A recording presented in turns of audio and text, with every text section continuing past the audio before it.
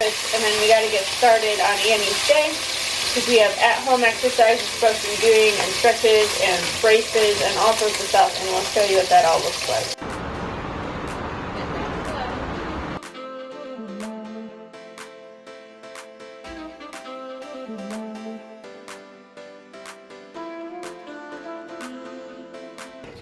Good morning, everybody, and welcome to Teal House Farm. We are basically 1 month since Annie's big surgery, so if you're newer here, our daughter Annie is 5 and she has cerebral palsy, and she had a surgery last month called SDR, which is a nerve surgery that removes the spasticity in muscles affected by cerebral palsy to make it possible for kids to basically grow somewhat normally without their really tight muscles causing their bones to bend and twist, which we were, even at 5 years old, we were starting to see a lot of orthopedic problems coming about from the tightness in her right leg, because she's only affected in her right leg. And we tried a lot of traditional therapies, physical therapy, lots of bracing, Botox. Really, we're not getting any relief, and she was just getting worse, which was so hard to watch her losing parts of her mobility. And so we elected to do the surgery called SDR to just remove the spasticity altogether. Obviously, it's a nerve surgery, it's a spine surgery, so there are risks, but she did great. And we are now a month out of surgery. And I just wanted to do an update video, show you what she's got going on. We'll show you what our daily life is like since surgery, because it is a huge commitment, both at home and at therapy. And just kind of how we get things done with everything that she needs and balancing what the other kids need too. So this morning, I'm trying to get the breakfast ready here. I'm making a double batch. Don't want that in there. Making a double batch of my muffin mix that I keep on the shelf. Today I am going to do some apples, cinnamon, and hide some carrots in there. There we go. But I'm doing a double batch because I can freeze half of it, and then there's an easy breakfast one other day. It could make about 30 muffins. Let's see how much milk do we need. And it's kind of fun because right now our goats are in milk, so I have my goat milk from the farm. I've got our duck eggs in here. So it's just kind of fun to throw something together for breakfast when you've made a lot of it or some of it yourself.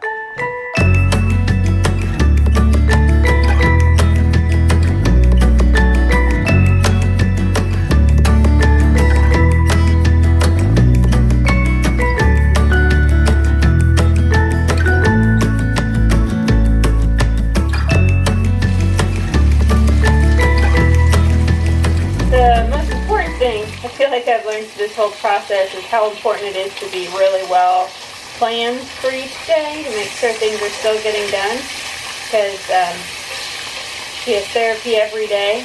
She'll have therapy every day for 6 months. It's a really big commitment, an even bigger commitment considering that our farm is almost an hour each way to the nearest town where they have therapy. So it's like half a day every day that you're gone, getting her to and from and doing therapy while we're there.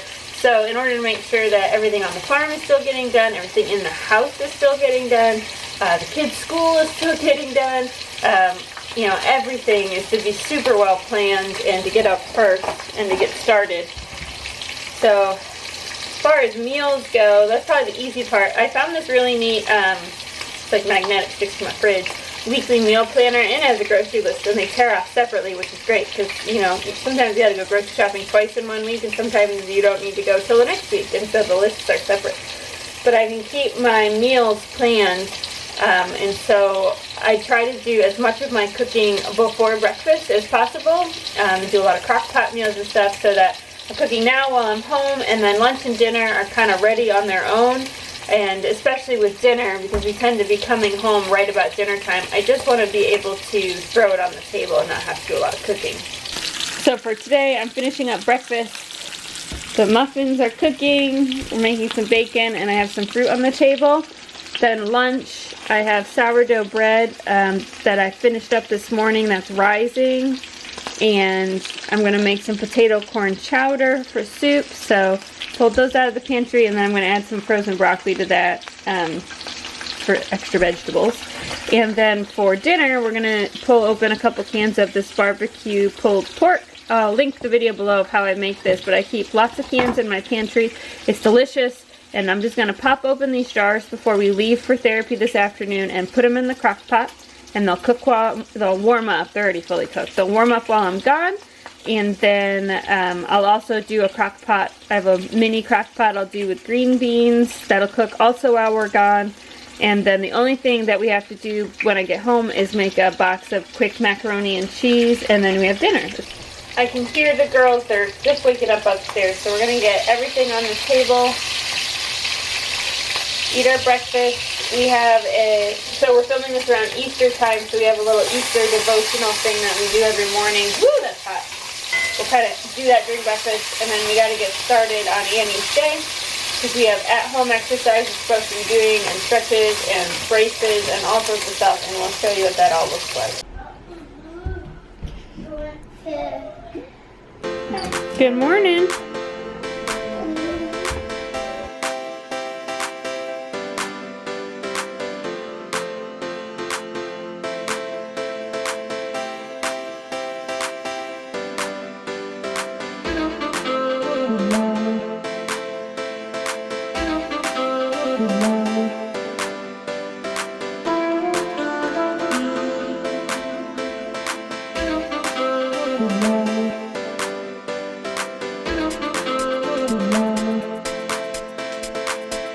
So Annie has a night stretching splint. This is for the foot. So much Velcro. And you saw it crosses over, and it pulls her foot up like this to automatically stretch the heel cord. And then it has a knee immobilizer to keep her legs straight, so that way the whole system stretches both her heel cord and her hamstrings. Stretching is really important to growth, and when they don't walk the same way we do, their muscles don't stretch, and then their legs don't grow evenly. And so the stretching is really important in order to encourage her muscles to know that it's time to grow. So we have to wear it every night, right, Annie? Do you like your stretcher brace? No, we don't really like it, but you sleep okay in it. Before surgery, we had one, but she couldn't wear it more than an hour. It was too uncomfortable. Now she can wear it all night. Before surgery, she's had a night stretching splint since she was really little, but she just couldn't tolerate them more than an hour or two, and then she was just so uncomfortable to have to take them off. Now she can wear it all night and sleeps fine. So that's one big plus of surgeries. We can actually keep that stretching splint on all night, which we just were not able to do before, which again just added to the number of problems that we're having because she wasn't getting a good stretch.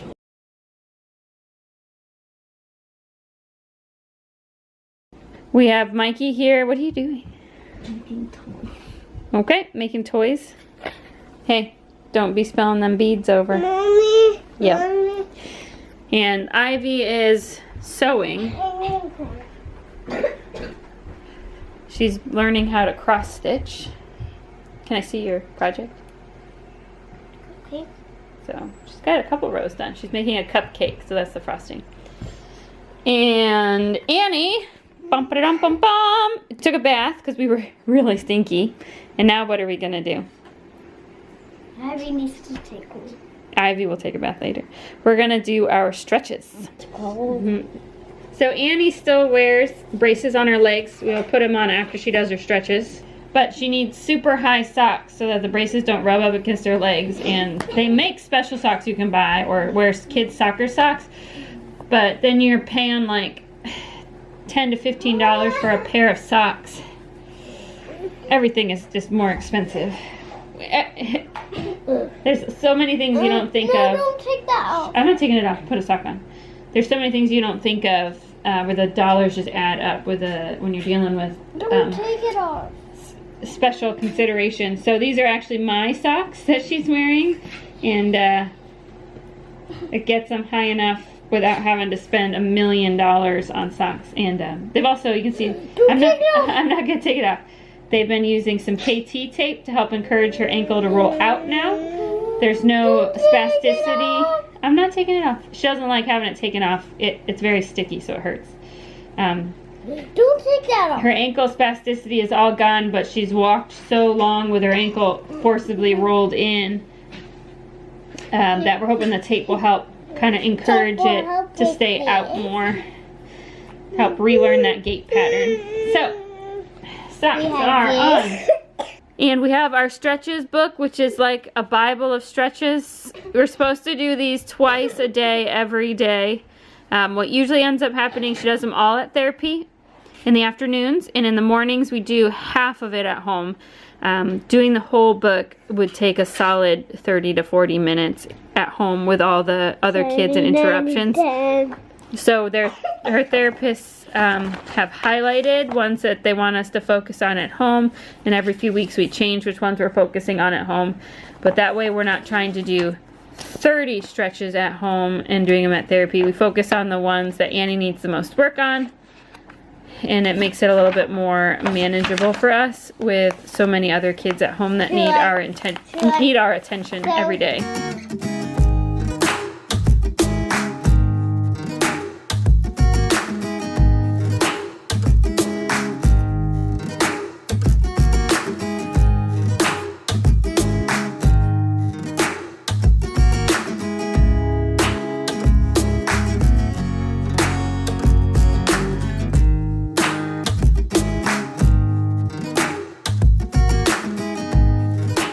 So that's kind of the morning routine on most days during the week. On the weekend she does not have therapy, so we do 2 bouts of stretches at home. But now we're going to get ready for lunch and then do some school and then head off to therapy. Can I see that? Then go to town. Then go to town. What kind of things do you do in therapy, Annie? It's a bike. Yeah, ride a bike. Does it have power? The Tower of Power. It's not fair that the Tower of Power looks so fun. Annie with crazy hair. We are on our way now to our daily therapy.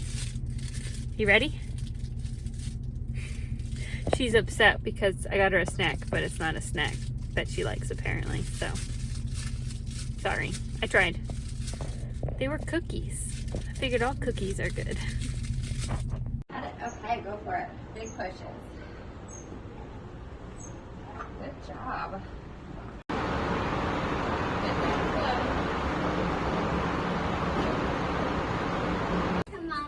Yeah. Alright, very good.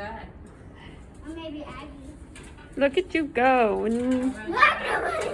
Hey, do you know how to stop that thing? Okay.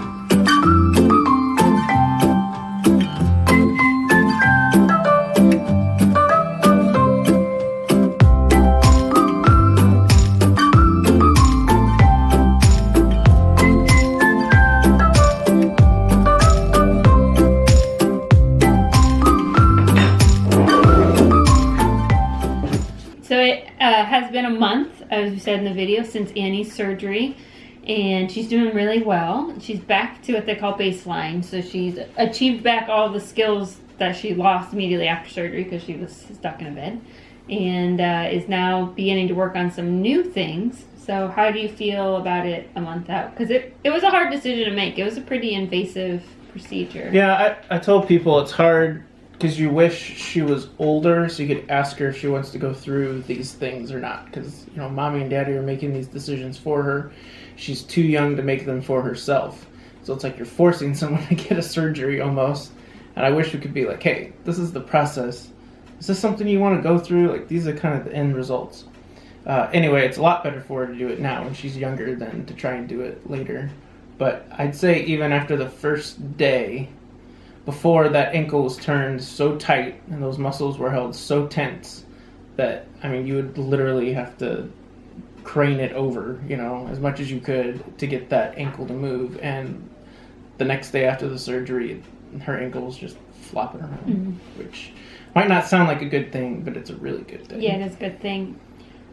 So it doesn't fix all the problems 100%. I think that we knew going into, you wish it would, right? But so there's it took away all the spasticity, which is muscles resistance to movement, but it doesn't change the muscle tone. So her muscles will never be normal, but this is a big step closer to normal, and this will hopefully help if we can keep up on all the stretching and therapy, you know, as long as she's growing, to help combat the underlying tight tone and keep her muscles stretched and growing.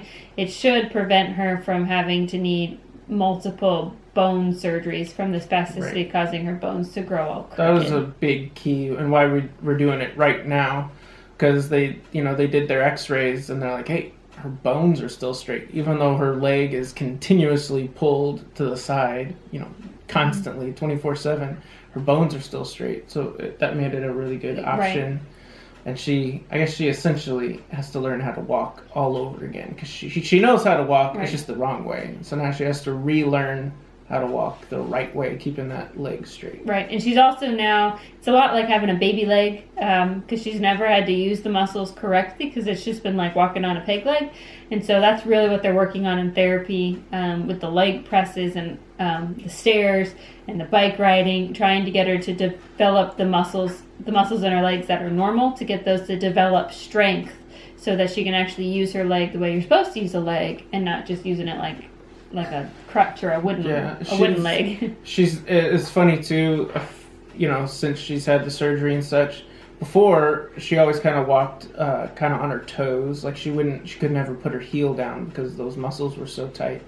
And now every so often that heel strikes and that foot just slaps, and you can tell, like, not for her, she's not thinking about it, but her body's just like, whoa, how did that happen? Yeah, like, kind of lose your center all of a sudden balance. that heel can actually hit and such. So I don't know. It's going to be a long road for her, but already from the surgery, you see so many really, really good things. Yeah, and the difference is, they're subtle. If you weren't around her every day, you might not see them quite as much, but, we see them because we pay attention. Like, we see that she's heel striking where she would just never put her heel down before. She couldn't. She couldn't, physically couldn't. And then, like, she was able to ride a bicycle before, but she couldn't start by herself. And her feet would always fall off the pedals because she didn't have enough muscle control. And so we'd have to strap her feet on the pedals. And now she can ride her bicycle. We did the other day. She can start it herself, and she doesn't need foot straps anymore on the pedals. She was able to go up and down stairs in therapy today without holding onto a railing, which is a big, difference for her. She could maybe go up before slowly without a railing, but going down, it was just absolutely impossible. She was too unsteady. So that'll be a big step. If you want to carry something big downstairs, you need two hands, and now she can. So yeah, she's doing great. She's got a long way to go, but we're really, really happy. I think we're glad that we did it, and hopefully she's happy too in the future. So, and we're really hoping, fingers crossed. Right now, she has a second surgery scheduled for early this summer, tendon surgery on her ankle. But she's doing so well after this first surgery. We're hoping that second surgery may now be not necessary at this time, and we can postpone it until she's older, because this is the kind of surgery, the first surgery that we just did, the younger that they do it, the better it is. The second surgery, it's the opposite. The older that they do it, the better it is for them. They essentially swap the tendons so that the strong tendons would be on the outside, hoping to pull that foot around. So it's a pretty invasive surgery, and it would take, you say she had spine surgery before, which sounds invasive and a long recoup time, but this one really would be. Yeah, and it would be better for her if she was a little bit older. As far as the type of therapy you have to be able to do after and the motivation you need, it's not quite as much fun as the therapy that she's doing now. So fingers crossed that we can postpone does so good that she doesn't have to have it right now. She just continues to improve. But we're very proud of her, and she's doing great. Now we just have to work on, she had a month of getting to take it easy and not having to help with chores and things and watch her sisters do it for her, and now she is fine, and every time you're like, all right, time to pick up, she's just like, oh, my back, or, oh, my legs are tired. Yeah, but every single time. It's a big deal now. She's learned that would get her out of it before, so trying to get her back on plan. We'll get there. It's tough when you're 5. Yeah, you're 5 and you're smart and you think you got to figure it out. So thanks so much for watching. We will be back soon. Don't forget to like, comment, and subscribe. Yep, we'll see you later. Bye. Here. I just put a big piece in. I'll go out and get more wood. I really don't feel good. I'm sure Micah would love to get more wood for us. Of course I wouldn't. You wouldn't? Alright, it's recording.